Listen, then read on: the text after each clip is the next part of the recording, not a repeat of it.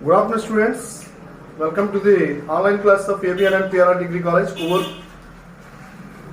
Previous class, లో మనం community, nature, అలాగే కమ్యూనిటీ అట్రిబ్యూట్స్ కొన్ని తెలుసుకోవడం జరిగింది.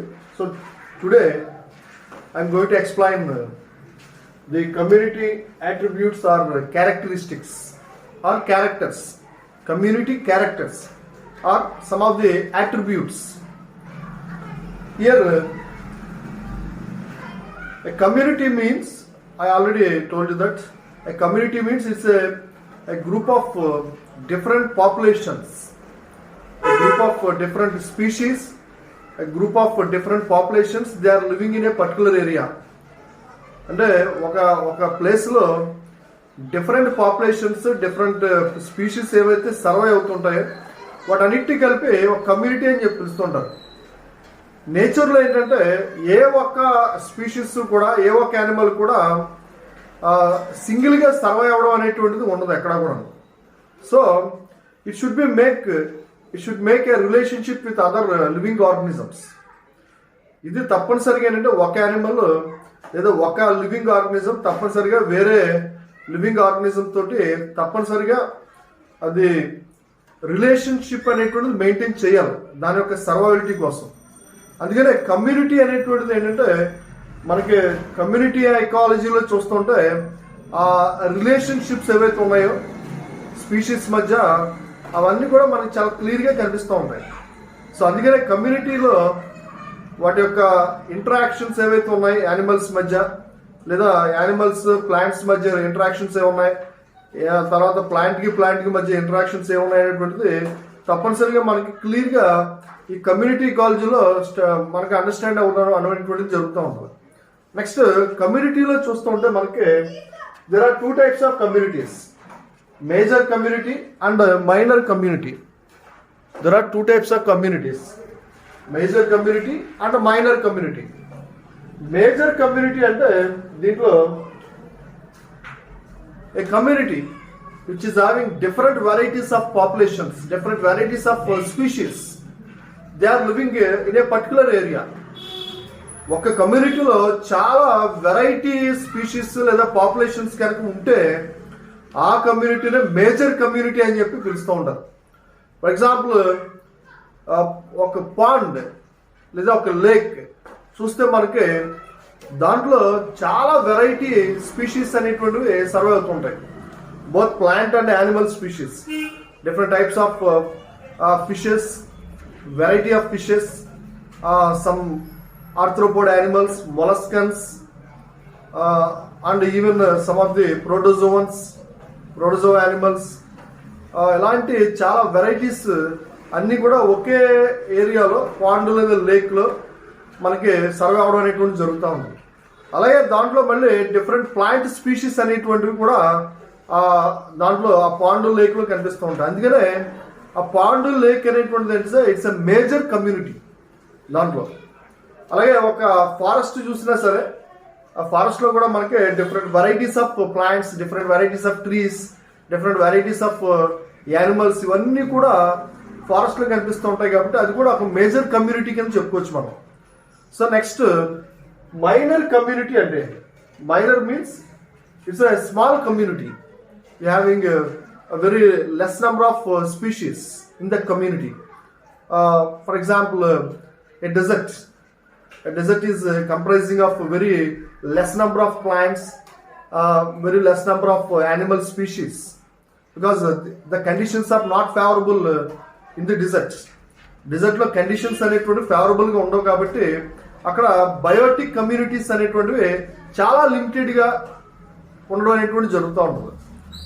దాంట్లో మెయిన్గా ఏంటంటే ఏవైతే ప్లాంట్ స్పీషీస్లో చూస్తూ ఉంటే మనకి ఏవైతే క్యాక్టస్ కానీ లేకపోతే ఓపెన్షియా ఇలాంటి యానిమల్స్ ఏవైతే ఉన్నాయో ఆ యానిమల్స్ అనేటువంటివి ఎక్కువగా ప్లాంట్స్ అనేటువంటివి ఎక్కువగా కనిపిస్తూ ఉంటాయి. క్యాక్టస్, ఓపెన్షియా, క్యాజురైనా ఇలాంటి ప్లాంట్స్ ఎక్కువ కనిపిస్తూ ఉంటాయి. They are called as xerophytes. Next animal స్పీషీస్లోకి వచ్చేసరికి దాంట్లో మెయిన్గా మనకి ఏవైతే మెయిన్గా ఇన్సెక్ట్స్ కానీ లేకపోతే some types of lizards reptiles ఎక్కువగా కనిపిస్తూ ఉంటాయి. అది తప్ప మిగతా పెద్దగా దాంట్లో ఉండేటువంటి యానిమల్స్ పెద్ద ఎక్కువ ఉండవు. అందుకనే డెజర్ట్ అనేటువంటిది it's having very small community. Deserts are having very small, very less number of animals and less number of communities. అందుకని దాన్ని మైనర్ కమ్యూనిటీ అని చెప్పి పిలుస్తూ ఉంటారు. సో అది మెయిన్గా దాంట్లో చూస్తాం. Next different characteristics or characteristic features of the populations. Different characters or characteristic features of the కమ్యూనిటీలో చూస్తుంటే డిఫరెంట్ క్యారెక్టరిస్టిక్ ఫీచర్స్ ఏమున్నాయనేటువంటిది 1 by 1 చూస్తూ ఉంటే మనకి first structure of A community.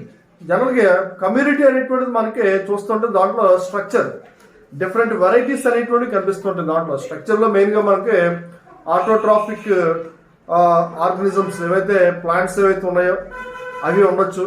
అలాగే హెటరోట్రాఫిక్ ఆర్గనిజమ్స్ ఏవైతే ఉన్నాయో, autotrophic and plants, all green plants, they comes under autotrophic living organisms because they prepare their own food materials and they supply those food materials to the next trophic levels. But the heterotrophic organisms, they never prepare their own food materials and they must depend on autotrophic organisms and other animals for their food materials. అంటే ఇలాంటి autotrophic హెటరోట్రాఫిక్ అనేటువంటి 2 రకాలైనటువంటి living organisms ఏవైతే ఉన్నాయో అవన్నీ కూడా ఈ community యొక్క స్ట్రక్చర్ని మెయింటైన్ చేస్తుంటాయి. అన్ని కూడా అవన్నిటిని కలిపి కమ్యూనిటీ యొక్క స్ట్రక్చర్ అని చెప్పి పిలుస్తుంటారు. దాంట్లో మెయిన్గా డెన్సిటీ, కమ్యూనిటీ యొక్క లేదా పాపులేషన్ యొక్క డెన్సిటీ, అలాగే దాంట్లో ఉండేటువంటి నెంబర్, డెన్సిటీ అంటే తెలుసు కదా, నెంబర్ ఆఫ్ లివింగ్ ఆర్గనిజమ్స్, ఇవన్నీ కూడా దాంట్లో, అలాగే డైవర్సిటీ, ఇవన్నీ కూడా కనిపిస్తూ ఉంటాయి దాంట్లో. దాన్ని స్ట్రక్చర్ అని చెప్పి పిలుస్తుంటారు. నెక్స్ట్ డామినెన్స్ అంటే in a community some animals or some plant species are more in number. ఒక కమ్యూనిటీలో ఒక్కొక్క యానిమల్ స్పీషీస్ కానీ ప్లాంట్ స్పీషీస్ కానీ నెంబర్ చాలా ఎక్కువ ఉంటాయి మిగతా వాటికంటే. మిగతా యానిమల్స్ కంటే ఒక్కొక్కసారి ఒక యానిమల్ స్పీషీస్ చాలా ఎక్కువ ఉంటాయి.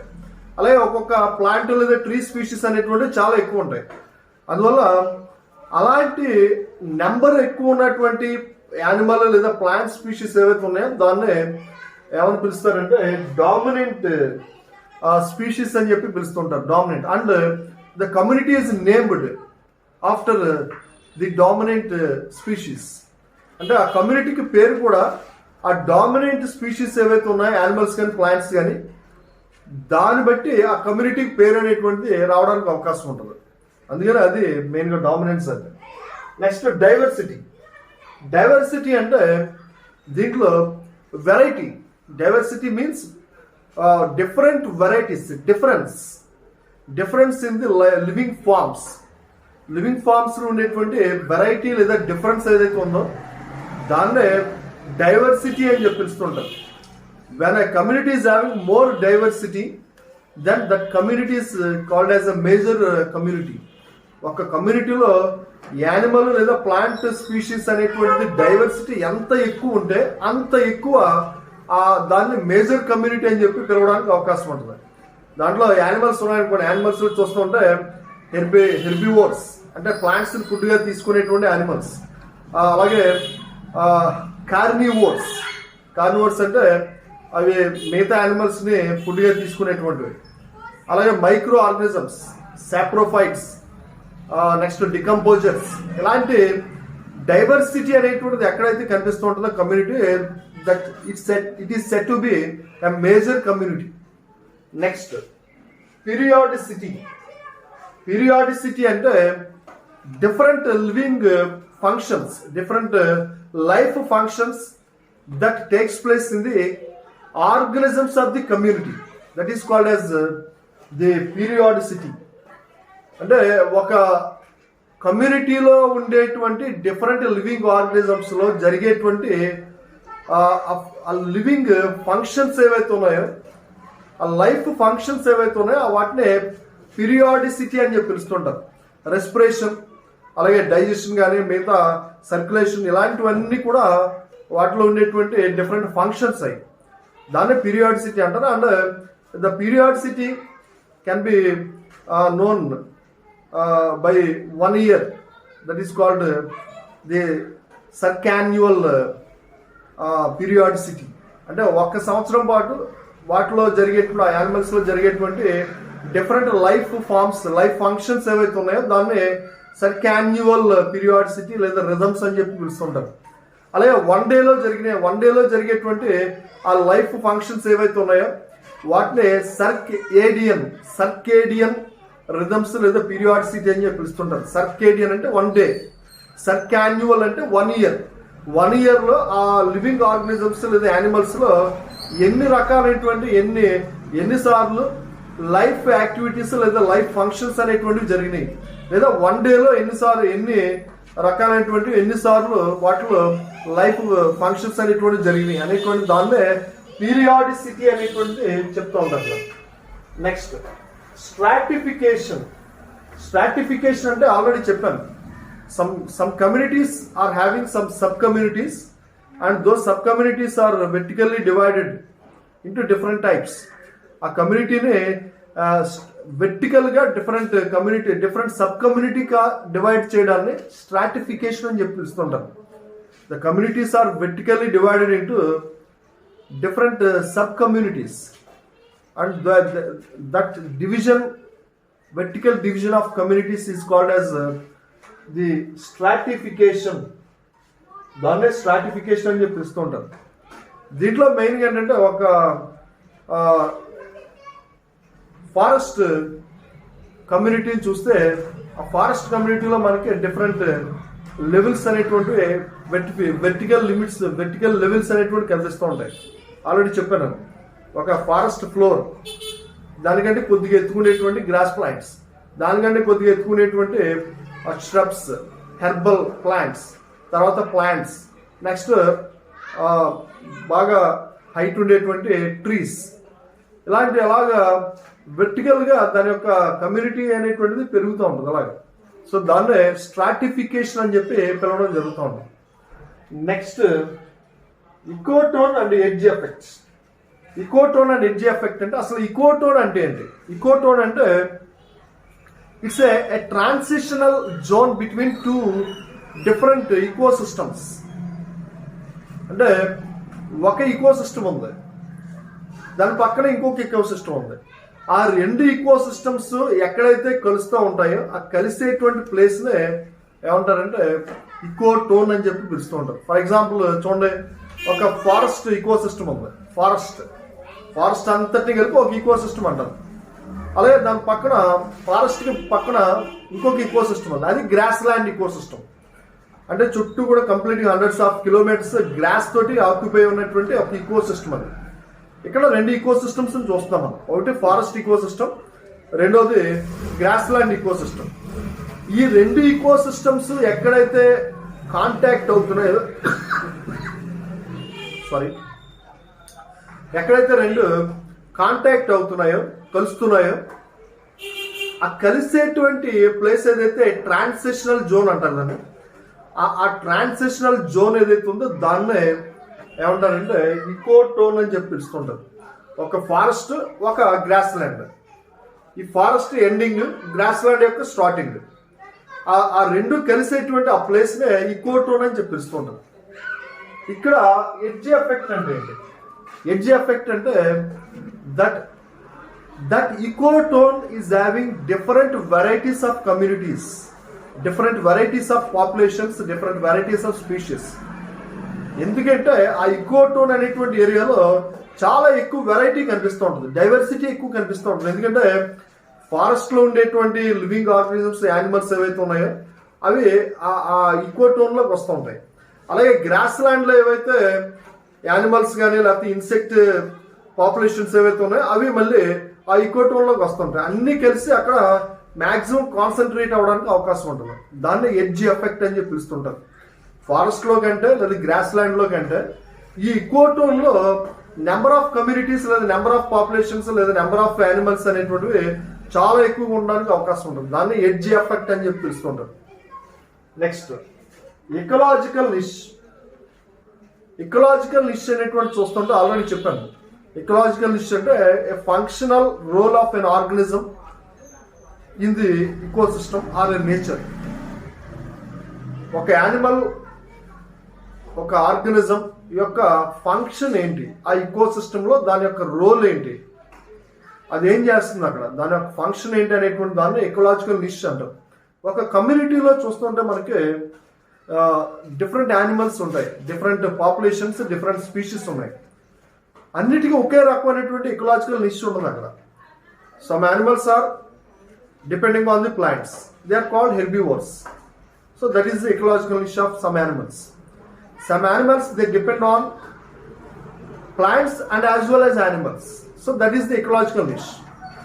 Some animals they are exclusively depend on the meat of other animals. కొన్ని animals మొక్కల్ని జంతువులను కూడా తింటాయి, అది దాని యొక్క ఎకలాజికల్ నిష్. కొన్ని యానిమల్స్ ఓన్లీ వేరే యానిమల్స్ యొక్క మాంసాన్ని మాత్రమే తింటాయి, అది దాని యొక్క ఎకలాజికల్ నిష్. ఇలా ఎకలాజికల్ నిష్ అనేటువంటిది ఈ యానిమల్ స్పీషీస్ బట్టి డిఫరెంట్ ఎకలాజికల్ నిష్ అనేటువంటిది దీంట్లో కమ్యూనిటీస్లో కనిపిస్తూ ఉంటాయి మనం. సో అది చాలా important. Next inter specific association.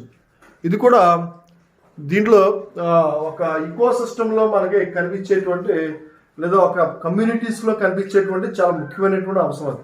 Inter specific associations అంటే inter means different, the interaction or the relationship between different species. Different రెండు వేరే స్పీషీస్ మధ్య, యానిమల్స్ మధ్య, రెండు వేరే స్పీషీస్కి చెందినటువంటి యానిమల్స్ మధ్య జరిగేటువంటి రిలేషన్ ఏదైతే ఉందో దాన్నే ఇంటర్ స్పెసిఫిక్ రిలేషన్షిప్ అని చెప్పి పిలుస్తూ ఉంటారు. ఫర్ ఎగ్జాంపుల్ చూడండి, ఒక ఫారెస్ట్ ఉంది, ఆ ఫారెస్ట్లో ఒక డీర్ ఉంది, అదొక స్పీషీస్. ఒక టైగర్ ఉంది, అదొక స్పీషీస్. ఆ రెండు డీరు టైగర్ రెండు వేరే స్పీషీస్ అయ్యి ఆ రెండింటి మధ్య ఉండేటువంటి ఇంటరాక్షన్ ఏంటి అనే దాన్నే ఇంటర్ స్పెసిఫిక్ ఇంటరాక్షన్ అని చెప్పి పిలుస్తూ ఉంటారు. అదే ఇంట్రా అనుకోండి, ఇంట్రా అంటే ఒకే స్పీషీకి చెందినటువంటి యానిమల్స్ మధ్య ఇంటరాక్షన్ అది. అంటే రెండు డీర్స్ ఉన్నాయి, రెండు డీర్స్ కూడా ఒకే స్పీషీస్ చెందినవి. డీర్కి మధ్య ఉన్నటువంటి ఇంటరాక్షన్ అంటే ఒకే స్పీషీస్ మధ్యలో ఉండేటువంటి ఇంటరాక్షన్ ఏదైతే ఉందో దాన్నే ఇంట్రా స్పెసిఫిక్ ఇంటరాక్షన్ అంటారు.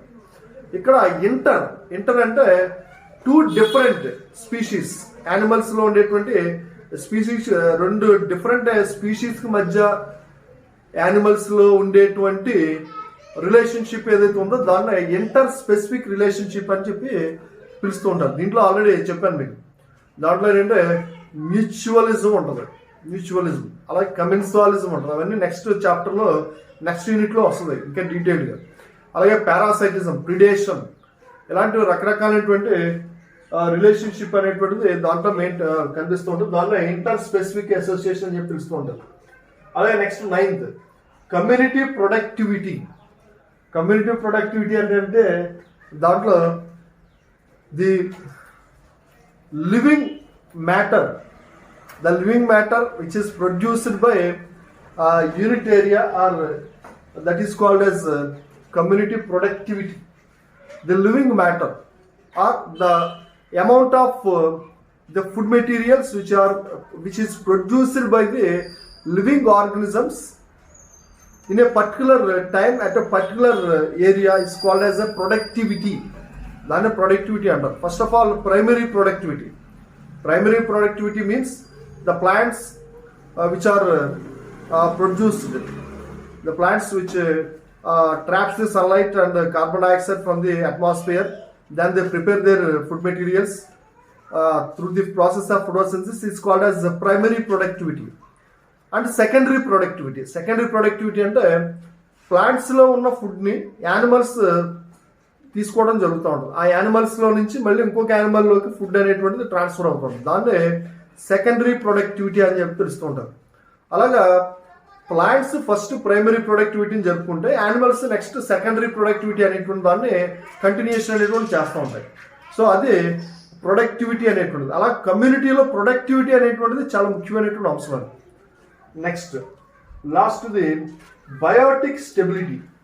బయోటిక్ స్టెబిలిటీ అంటే after repeated disturbances in the nature, after repeated disturbances like forest fires, cyclones, tsunamis, volcanic explosions, ఇలాంటి తుఫాన్లు రావడం, తర్వాత అగ్ని పర్వతాలు పేరడం, తర్వాత పెద్ద పెద్ద వర్షాలు పడడం, నెక్స్ట్ ఏంటంటే భూకంపాలు రావడం, ఇలాంటి రకరకాల డిస్టర్బెన్స్ వచ్చిన తర్వాత అవి ఆ డిస్టర్బెన్సెస్ జరిగిపోయిన కొన్ని సంవత్సరాల తర్వాత ఈ కమ్యూనిటీస్ అనేటువంటివి ఎంత తొందరగా అవి రీగెయిన్ వాటి యొక్క యాక్టివిటీస్ని రీగెయిన్ చేసుకోగలుగుతాయి, తిరిగి మళ్ళీ అవి స్టేబుల్గా ఒక కమ్యూనిటీ కింద అలా ఫామ్ అవుతాయి అనేటువంటి దాన్నే బయోటిక్ స్టెబిలిటీ అని చెప్పిస్తుంటారు. కొన్ని యానిమల్స్ చూడండి, ఒక వాల్కనిక్ ఎరప్షన్ జరిగింది. ఒక వాల్కనిక్ ఎరప్షన్ అంటే అగ్నిపర్వతం పేలింది. అగ్నిపర్వతం నుంచి లావా అంతా కూడా ఫ్లోట్ అవ్వుకుంటూ వచ్చి దాంట్లో వచ్చి ఒక ల్యాండ్ మీద కంప్లీట్గా అది స్ప్రెడ్ అవ్వడం జరుగుతూ ఉంటుంది. అప్పటి వరకు ఉన్నటువంటి ప్లాంట్స్, యానిమల్ కమ్యూనిటీ అంతా కూడా కంప్లీట్గా లావా వల్ల డిస్ట్రాయ్ అయిపోతాయి. కంప్లీట్గా ఆ ఏరియా అంతా కూడా ఎంటీ అయిపోద్ది. బయోటిక్ కమ్యూనిటీస్ ఏమి ఉండవు అక్కడ. అది జరిగిపోయిన కొన్ని సంవత్సరాల తర్వాత లావా కంప్లీట్గా చల్లబడిపోయి అది ఒక రాక్, పెద్ద పెద్ద శిలల కింద మారిపోయిన తర్వాత కొన్ని సంవత్సరాల తర్వాత ఆ చల్లబడినటువంటి లావా మీద కొన్ని ప్లాంట్స్ నెమ్మదిగా, గ్రాస్ ప్లాంట్స్ అవి నెమ్మదిగా పెరగడం స్టార్ట్ అవుతుంటుంది. ఆ గ్రాస్ ప్లాంట్స్ పెరిగిన తర్వాత కొన్ని పెద్ద ప్లాంట్స్ పెరుగుతుంటాయి, తర్వాత ట్రీస్ పెరుగుతాయి. అవన్నిటితో పాటుగా కొన్ని యానిమల్ స్పీషీస్ కూడా నెమ్మదిగా ఆ ప్లేస్లో పెరగడం అనేటువంటి స్టార్ట్ అవుతుంది. అలాగా అప్పటి వరకు ఏమీ లేనటువంటి ఒక కమ్యూనిటీ, ఒక ప్లేస్లో ఒక న్యూ కమ్యూనిటీ అనేటువంటిది ఎస్టాబ్లిష్ అవడం అనేటువంటిది జరుగుతూ ఉంటుంది. సో అటువంటి దాన్ని బయోటిక్ స్టెబిలిటీ అని చెప్పి పిలుస్తూ ఉంటారు. సో ఇలాగా డిఫరెంట్ క్యారెక్టరిస్టిక్స్, యాట్రిబ్యూట్స్ అనేటువంటివి కమ్యూనిటీస్లో మనకి చూడడానికి అవకాశం ఉంది. సో ఇది చాలా ఇంపార్టెంట్. ఇది నెక్స్ట్ క్లాస్ ఇంకొక టాపిక్ అనేటువంటిది చూద్దాం మనం. సో ఇక్కడతోటి కంప్లీట్ అయింది. Thank you.